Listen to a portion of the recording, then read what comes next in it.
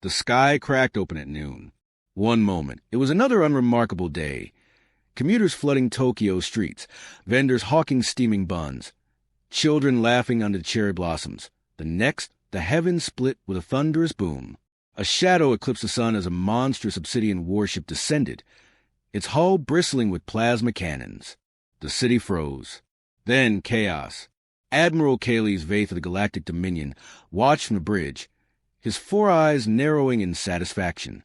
"Pathetic," he muttered, claws tapping the armrest of his command throne. No orbital defenses. No fleet. Just ants. His second-in-command, Sub-Commander Drass, chuckled, mandibles clicking. "Shall we broadcast the surrender demand, Admiral?" "Do it." A holographic projection erupted above Tokyo Tower, dwarfing it. Cayley's scale face filled the sky. His voice amplified into a godlike roar. "People of Earth, your world is now property of the Galactic Dominion. Lay down your weapons, kneel, and you will be spared." He paused, savoring the terror rippling through the crowds below. "Resist, and your cities will burn." In the United Nations bunker beneath New York, President Elena Morales slammed her fist on the table. "They can't be serious."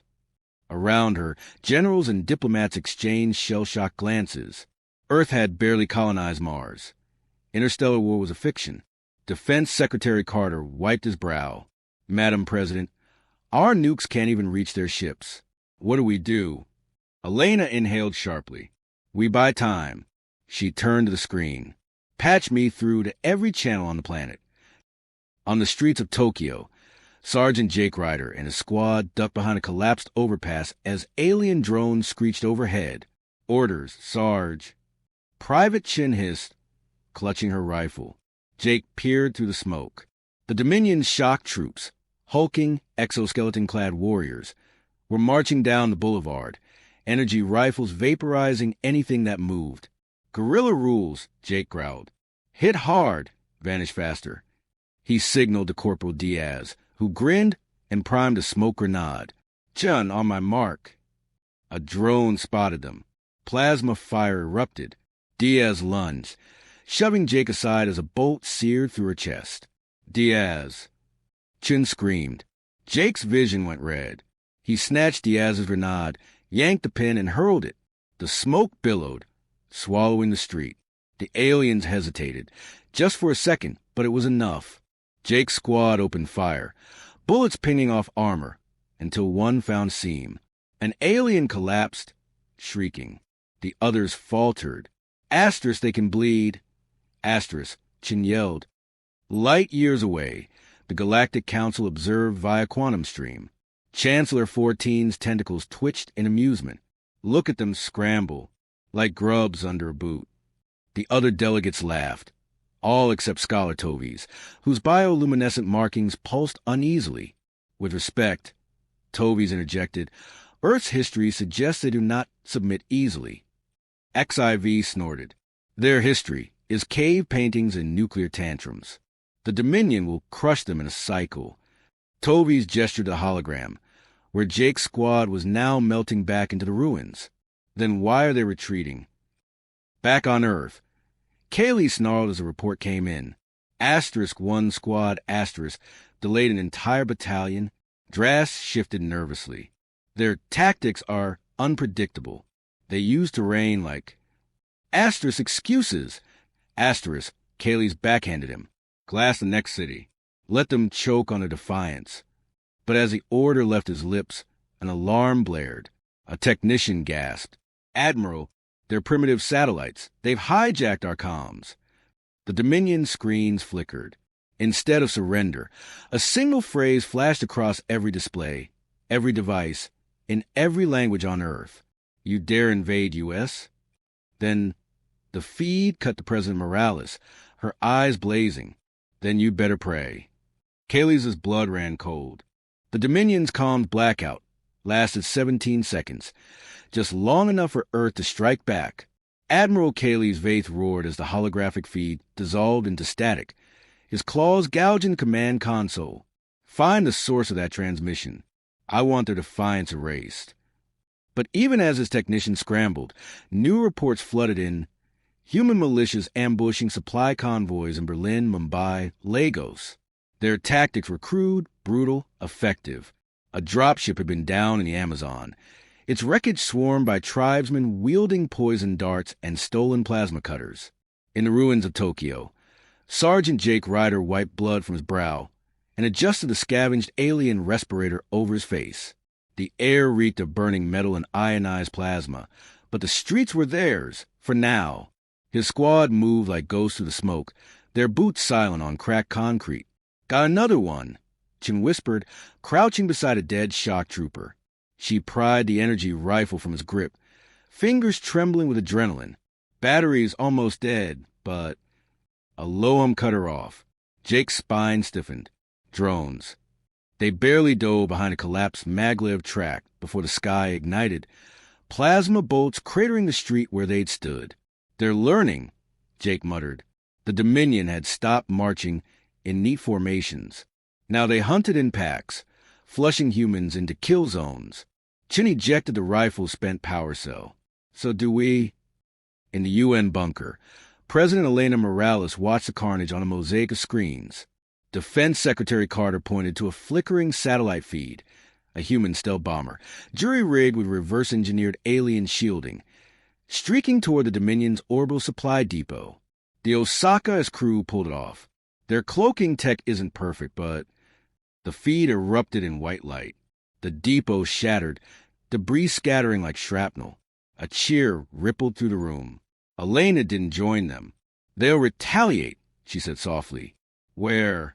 Carter hesitated. "We're detecting troop carriers diverting toward Wyoming." Elena's stomach dropped. Asterisk Cheyenne Mountain. NORAD. Asterisk the last intact military command hub. Give me Dr. Ishikawa. Scholar Tovies of the Galactic Council observed in silence as Chancellor 14's tentacles lashed in fury. "This is impossible. The Dominion hasn't lost a ground war in centuries." Tovey zoomed the hologram on a human child graffiti near the ruins of Paris. A stick-figure alien was slashed through it. "They don't fight like soldiers," he murmured. "They fight like cornered animals." XIV scoffed. "Then we exterminate them properly. Authorize the antimatter warheads." Tovey's bioluminescence flared. "You'd glass a planet over pride?" Before XIV could retort, an alert blared. The hologram flickered, not to static, but to a human face. A scientist in a smoke-stained lab coat, her eyes sharp behind cracked glasses. "Dominion forces," Dr. Ishikawa said, her voice eerily calm. "You've taken our cities, our weapons, even our sky." She leaned closer. "But you forgot one thing." The feed split. A schematic flashed, an ancient, derelict satellite, its nuclear reactor jury-rigged into a crude but functional warp drive. Asterisk, you left us your wreckage. Asterisk, Kaylee's blood turned to ice. Track that signal. Now! Too late. The satellite's trajectory flared across the tactical display, a suicide sprint toward the Dominion's flagship. The last thing the feed showed was Ishikawa's smile. "Welcome to total war." The warhead streaked through the void, a speck of human defiance against the Dominion's armored Leviathan. Admiral Kaylee's Vatha's command throne shuddered as evasive maneuvers rattled the flagship's hull. "Intercepted," he bellowed, but a human device, crude, unstable, brilliant, weaved through point defense fire like it had a mind of its own. On Earth, President Elena Morales held her breath. The satellite's warp drive was never meant for this, a cobbled-together abomination of alien alloys and Cold War-era plutonium. One miscalculation, it would vaporize half of Tokyo instead. The warhead struck. Silence. Then light. Not the fireball Elena expected, but a pulse of blue-white energy that rippled across the flagship's shields like lightning. The vessel shuddered, systems flickering. Kaylee snarled as damage reports flooded in. "Their toy overloaded our reactors." "How?" Dr. Ishikawa's voice crackled over the Dominion's own comms, hijacked again. "You rely on perfect machines," she said. "We spent centuries breaking things to see how they work." A pause. "Including yours." Sergeant Jake Ryder didn't need orders to know what the flickering alien sky meant. "They're hurting," he rasped, watching the flagship's engine sputter. Around him, his squad readied scavenge plasma rifles, their faces gaunt but grinning. Chin tossed him a grenade, salvaged from a down drone, its casing etched with crude English. "Fuck you. Think I'll finally run?" she asked. Jake primed the grenade. "Let's ask in person." The Galactic Council's chamber erupted in chaos. Chancellor 14's tentacles knotted around his podium as Tovies projected the battlefield. Human gorillas swarming disabled walkers. Farmers jury-rigging EMPs from microwave ovens. A schoolteacher in Nairobi leading a charge with a reclaimed energy pistol. "Recall the fleet," Tovies urged. "Every second we fight, Earth teaches its people how to kill us better." XIV hesitated. Then the hologram shifted, showing the unthinkable. Kaylee's flagship, besieged by a swarm of retrofitted human shuttles, crammed with explosives, piloted by volunteers. One impacted the bridge viewport. The feed cut to static. In the UN bunker, Elena exhaled as the Dominion's remaining ships wavered. Carter gaped at the screens. They're retreating? A new transmission sliced through the noise. Not Kaylee's, Tovies, his bioluminescence dim with exhaustion. "People of Earth," he said, "the Galactic Council offers ceasefire and a seat at our table." Elena leaned forward. "On what terms?" Tovies almost smiled. "Asterisk yours. Asterisk." Epilogue. 3 cycles later, Jake Ryder stood on the Council's observation deck, watching Earth whole unbroken, glow like an ember against the dark. Tovies joined him, offering a vial of something that smelled like gasoline and nostalgia. Your diplomats called it whiskey, an acquired taste. Jake drank. "So what now?" Tovies studied the stars. "Now." He gestured to the chamber behind them, where human engineers bicker with alien warlords over trade routes. "Now you terrify them properly." Somewhere in the dark, a Dominion warship adjusted its course, asterisk away asterisk from the little blue planet. Jake grinned. The whiskey burned Jake's throat as he stared at Earth from the observation deck. 3 months since the ceasefire, and the scars were still visible. The blackened patches where cities had burned, the faint glint of orbital debris catching sunlight. But the planet lived. That was a miracle. Tovies' second set of eyelids blinked slowly as he sipped his own drink, the alien's bioluminescent markings pulsing a muted blue. "Your people are adapting quickly," he said, watching a human engineer argue with his empty mechanic over docking protocols below. The engineer was winning. Jake smirked. "We're pests like that." A chime interrupted them. President Elena Morales' face flickered to life on the hollow display. "Sergeant Ryder, you're needed in Chamber 7. Jake arched an eyebrow. "That's the War Crime Tribunal chamber, yes." Elena's mouth was a thin line. "Kaylee's is pleading his case today. The council wants a human witness." Tovies' drink clattered to the floor, iridescent fluid spreading across the polished alloy. "They recovered him?" The chamber stank of antiseptic and fear. Admiral Kaylee's Vaith, once a titan of the Dominion, now sat shackled to a repulsor chair, his carapace cracked and dull. One of his 4 eyes was milky white, a human bullet's work. Chancellor 14's tentacles nodded as Jake entered. "Ah, the primitive." Jake ignored him, focusing on Kaylee's. The Admiral's remaining eyes tracked him with something between hatred and curiosity. "You're smaller than I expected," Kaylee's rasped. Jake leaned in. "And you're uglier in person." The chamber erupted. 14's mucus sacs inflated in outrage, but it was Tovies who silenced him with a single chime of his cranial ridges. "Enough. Admiral Kaylee's, you stand accused of—" "I know the charges." Kaylee's mandibles clicked. "I'd do it again." Jake's fist clenched. He'd seen the footage. Entire neighborhoods vaporized. Children's skeletons fused the playground slides. But Elena's warning echoed in his skull. "We play by their rules now." "So would I," Jake said softly. The chamber went still. Elena's nails bit into her palms as the live feed played across Earth's networks. Kaylee's trial was supposed to be a symbol, justice, not vengeance. But the way Jake stared at the Admiral, "Madam President." Carter hurried in, tablet glowing. The Osaka just picked up a Dominion distress signal. One of their scout ships. It's under attack. Elena's blood ran cold. By whom? Carter swallowed. By us. The feed showed a battered human gunship. No markings, no transponder. Harassing the alien vessel near Jupiter. Its weapons were crude, its tactics viciously familiar. Guerrilla. Jake felt the shift before he saw it. Kaylee's posture changed, his spines lifting slightly.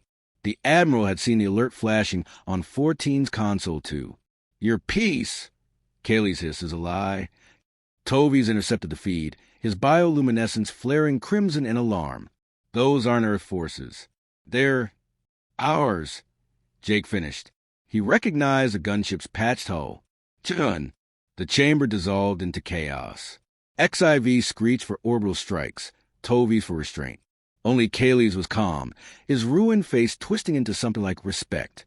You see now, the Admiral murmured just for Jake. You'll always be warriors. Jake met his gaze. Yeah, and you'll always be prey. Outside, the stars burned cold and indifferent. The war was over. The hunt had just begun. The gunship's transponder code stuttered like a dying heartbeat across the tactical display.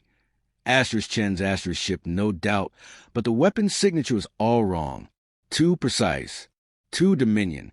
Jake's knuckles whitened around the railing of the observation deck as the feed zoomed in on the scarred hull. Someone had welded human steel over alien alloy in jagged, hateful strokes. Tovies' cranial ridges pulsed amber. They've hybridized their tech. Jake didn't answer. He was too busy counting the breaches in the gunship's armor. 3, maybe 4. Just enough to make it look weak. President Elena's voice crackled through the calm. Jake, stand down. That's an order. The gunship fired. Chamber 7 dissolved into pandemonium. Chancellor 14's mucus sacs bulged as he screeched for immediate orbital retaliation, his tentacles lashing against a holographic display. Kaylee's merely watched, his ruined eye fixed on Jake. You trained them well, the Admiral rasped. Jake's pistol was in his hand before he registered moving. The barrel kissed Kaylee's chin in his forehead. Call them off. Kaylee's laughed, a wet, rattling sound. You think I command wolves who bite their master? The truth clicked. These weren't rogues. They were deserters, Dominion troops who'd gone native, adopting human tactics the way starving animals gnaw bones. Tovies' bioluminescence flared crimson. They're using your playbook, Ryder. Ambush. Misdirection. A pause. Sacrifice. The gunship banked hard, revealing its gutted underbelly and the payload. Oh, hell. Elena saw it first. They're not attacking the Dominion ship. Her nails bit crescents into her palms. They're hurting it. Toward Earth. Carter's voice was a choked whisper. That's no gunship. It's a Trojan horse. The hybrid vessel's core flared white-hot on the scanners. Not a warp drive, a reactor overload. Enough antimatter to punch through the atmosphere and scorch a continent. And Chun was at the helm. Jake was already sprinting for the hangar bay when the emergency klaxons wailed. Tovies matched his stride, his elongated limbs eating the distance. You'll never reach them in time. Got a better idea? Tovies tossed him a Dominion Neuralink headset. I do, but you won't like it. The hangar doors hissed open, revealing a single pilot scout pod, and Kaylee's, already strapped into the co-pilot seat, his shackles jury-rigged to the NAV console. Asterisk, Jake snarled. Tovies shoved him toward the pod. He's the only one who can override their systems. Kaylee's bared his fangs. For the record, I hate this plan. The pod launched into black. Chen's voice crackled over the comm, static-riddled but unmistakable. Jake? A wet cough. Took you long enough. The hybrid gunship loomed ahead, its patched hull vibrating like a live wire. Jake's fingers flew over controls. Chun, abort. That's a goddamn order. Negative. Her laughter was raw. We tried playing nice. Look where it got us.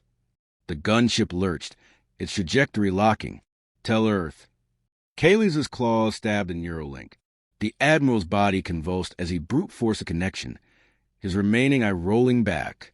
Enough, Asterisk, he roared, not in Galactic Standard, but in English. The gunship's thrusters sputtered. For one suspended second, Jake thought it might work. Then the core breached. The pod shields held just long enough to ride the shockwave. Jake's vision whited out, his ribs screaming against the harness.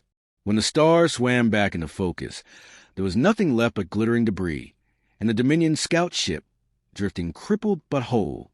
Kaylee slumped in his seat, Neuralink cable smoking. "Happy now," he gasped. Jake didn't answer. He was too busy watching the debris field ripple. Not from the explosion, but from the hundreds of human and Dominion rescue ships already converging. Tovi's voice cut through the silence. "Chamber 7 has reached a verdict." Kaylee stiffened. "Admiral Achilles Vaith." Tovi's continued. "You are hereby remanded to human custody." Jake's head snapped up. "For services rendered." Tovi's added softly. Outside, the wreckage of Chen's gunship tumbled past the viewport, a single unbroken panel flashing in the starlight.